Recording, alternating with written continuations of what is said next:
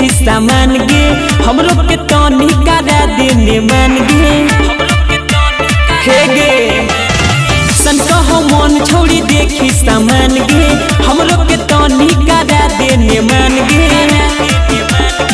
आगे लो होली के साला भोली अपने मन के करबहु गे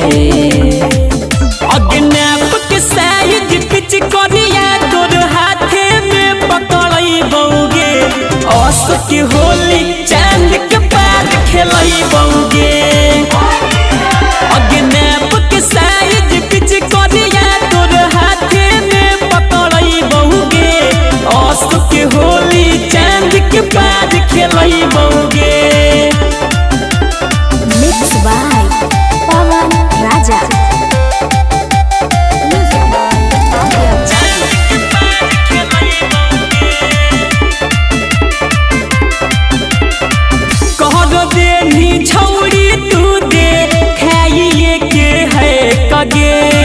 लगो हॉकी माल तू अभी छौड़ सिल पे कगे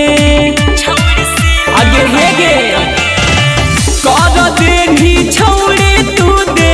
खाइए के है कगे लगो हॉकी माल तू अभी छौड़ सिल पे कगे कर दे आज गे रंग से मसाज गे लेके अभी रउड़ई बहु गे अग्नाप के साइज पिच करिया तोर हाथे में पकड़ई बउगे आस के होली चांद के पैर खेलई बउगे अग्नाप के साइज पिच करिया तोर हाथे में पकड़ई बउगे आस के होली चांद के पैर खेलई बउगे।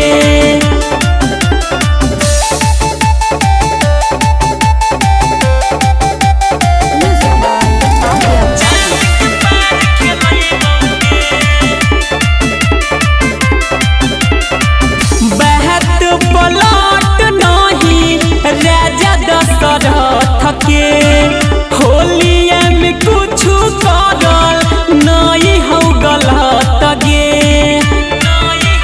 हे गे बहत पलट नहीं राजा दशरथ के होलिया में कुछ करल नहीं है गलत गे होते जे केस गे राइटर राजेश गे धन में से लड़ा बहु गे अग्नाप के साइज पिच करिया तोर हाथे में पकड़ई बउगे आस के होली